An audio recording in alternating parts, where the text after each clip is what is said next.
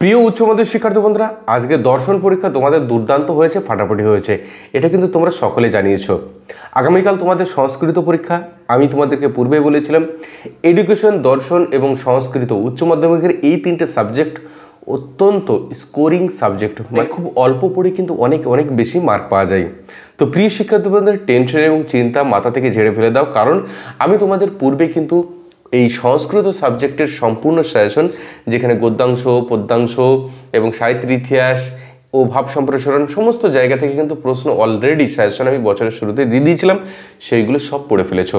তার সঙ্গে সঙ্গে তোমরা টেস্ট পেপারটা ভালো করে প্র্যাকটিস করেছো, সেখান থেকে শর্ট কোশ্চেনগুলো ভালো করে অলরেডি তোমাদের দেখা হয়ে গেছে, তাই না?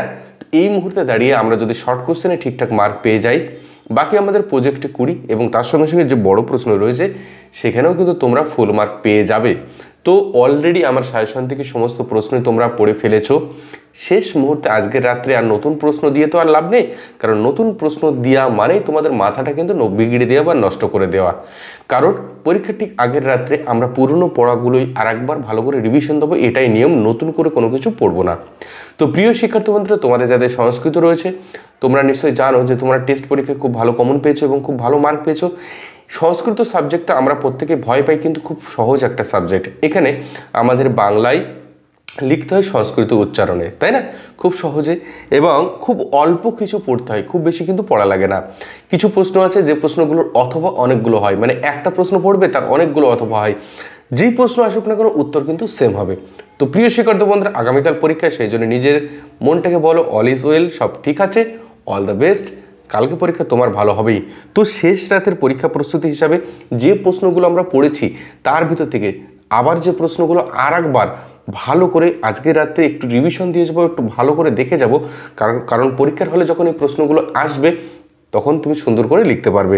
তো চলো বন্ধুরা, আমরা জানি গদ্যাংশ থেকে আর্যাবর্ত বর্ণনম, এখান থেকে যে প্রশ্নগুলো তোমাদের অত্যধিক গুরুত্ব সহকারে দেখে যেতে হবে। আর্যাবর্ত বর্ণনম পাঠ্যাংশে আর্যাবর্ত ও স্বর্গের যে তুলনা করা হয়েছে তা বর্ণনা করো। এই প্রশ্নটার অথবা অনেকগুলো প্রশ্ন আছে, ঠিক আছে? সে যাই প্রশ্ন আসুক না কেন এই প্রশ্নের উত্তর কিন্তু সেম হবে। কি বলেছি? আর্যাবর্ত বর্ণনম পাঠ্যাংশে আর্যাবর্ত স্বর্গের যে তুলনা করা হয়েছে, অত্যন্ত গুরুত্বপূর্ণ একটা প্রশ্ন।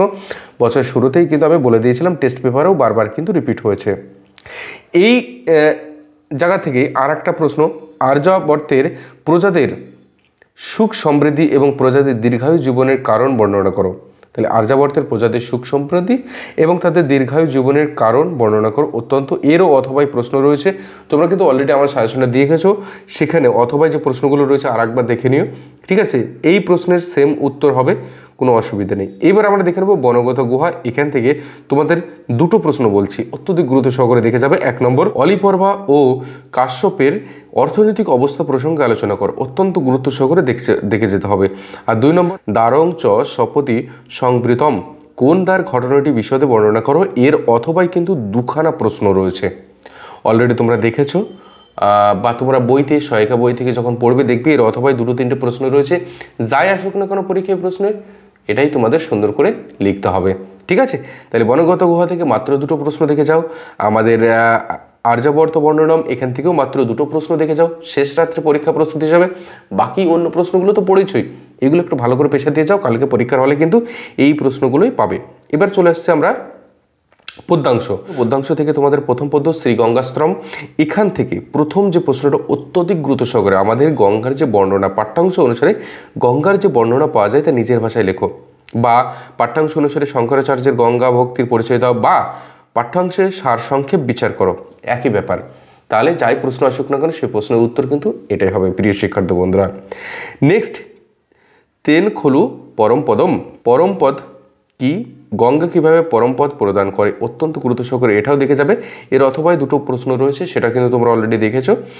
এইবার আমরা দেখে নেব কর্মযোগ থেকে তোমাদের একটা প্রশ্ন অত্যধিক গুরুত্ব সহকারে দেখে যেতে বলবো, সেটা হলো ভগবান শ্রীকৃষ্ণ যে নিষ্কাম কর্মযোগের কথা বলেছেন তা বিবরণ দাও। অত্যধিক গুরুত্ব সহকারে দেখে যাও, ভগবান শ্রীকৃষ্ণ যে নিষ্কাম কর্মযোগের কথা বলেছেন তা বিবরণ দাও।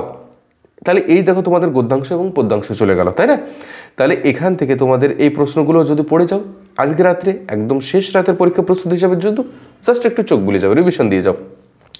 এবার আসছে আমরা নাটক। নাটক থেকে 2-3টে প্রশ্ন তোমাদেরকে বলি শেষ রাতের পরীক্ষা প্রস্তুতির জন্য। 1 নম্বর, যদি মে জনক বিক্ষতে মদিক্ষ নে নৈনম, বক্তাকে এনম পদে কাকে বোঝানো হয়েছে, কোন প্রসঙ্গে কথা বলা হয়েছে, অত্যন্ত গুরুত্ব সহকারে দেখে যাও।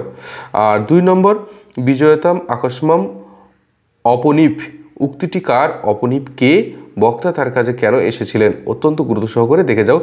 আর তার সঙ্গে সঙ্গে বসন্তিক স্বপ্নম নাটকের চরিত্রগুলির পরিচয় দাও। এর মধ্যে তোমাদের ইন্দ্র বর্মা চরিত্র আর কৌমুদী চরিত্র, এই দুটো চরিত্র একটুখানি ভালো করে দেখে যাবে, ঠিক আছে। সংস্কৃত সাহিত্যের ইতিহাস এখান থেকে তোমাদের খুব ভালো করে দেখে যেতে হবে। আমাদের ভাষ সমস্যা কি এ প্রসঙ্গে আলোচনা করো, ভাষ সমস্যাটা একটুখানি ভালো করে দেখে যাবে। তার সঙ্গে সঙ্গে বিশাখ দত্ত এবং তার মুদ্রা রাক্ষস প্রসঙ্গে আলোচনা করো, ঠিক আছে। তার সঙ্গে সঙ্গে আমাদের মেঘদূত এই গীতিকাব্য প্রসঙ্গে সংক্ষিপ্ত টিকা লেখো, এটাও একটুখানি ভালো করে গুরুত্ব দিয়ে দেখে যেও। লাস্টে হচ্ছে সংস্কৃত মনীষাই বিজ্ঞান চেতনা, এখানে প্রাচীন ভারতের চর্চা নিয়ে আলোচনা, চিকিৎসা শাস্ত্রের চর্চা, আয়ুর্বেদ শাস্ত্র, এটা একটুখানি ভালো করে দেখে যাবে। সুশ্রুত সংহিতার বিষয়বস্তু সংক্ষেপ আলোচনা করো, এটা একটু ভালো করে দেখে যাও। আর তার সঙ্গে সঙ্গে ভাব সম্প্রসারণ, দেখো আমি ডিসপ্লেতে দিয়ে দিচ্ছি ভাব সম্প্রসারণটা। এই ভাব সম্প্রসারণগুলো আমি পূর্বে কিন্তু বছরের শুরুতে দিয়েছিলাম, তোমরা অলরেডি পড়ে ফেলেছো। যদি এইগুলো না দেখে থাকো অবশ্যই একদম শেষ রাতের পরীক্ষা প্রস্তুতির জন্য দেখে নিও। আর লাস্ট ভাষাতত্ত্ব থেকে ইন্দো ইউরোপীয় 10টি ভাষা গোষ্ঠীর নাম লেখো। আর 2 নম্বর, ভারতীয় আর্য ভাষার স্তর প্রসঙ্গে আলোচনা করো, যার মধ্যে প্রাচীন, মধ্য, নব্য ভারতীয় আর্য ভাষা সম্বন্ধে যা জানা লেখো। এই যে প্রশ্নগুলো বললাম, এই প্রশ্নগুলো যদি একটুখানি আজকে রাত্রে একটুখানি ভালো করে প্রস্তুতি নিয়ে যাও, আশা করছি আগামী পরীক্ষা তোমরা খুব খুব খুব ভালো দিয়ে আসবে। এবং আমি জানি তোমরা বছরের শুরুতে অনেক ভালো পড়াশোনা করেছো, এখন শেষ মুহূর্তে শুধু একটুখানি তার উপরে একটুখানি ঘষা মাজা এবং কালকে পরীক্ষায় দুর্দান্ত পারফরমেন্স করে আসা। তো প্রিয় শিক্ষার্থী বন্ধুরা, অল দ্য বেস্ট। আগামীকাল পরীক্ষার জন্য অনেক শুভকামনা রইল। ভালো করে পরীক্ষা দিয়ে এসো। সেই শুভকামনায় আজকের ভিডিওটা এখানে শেষ করছি।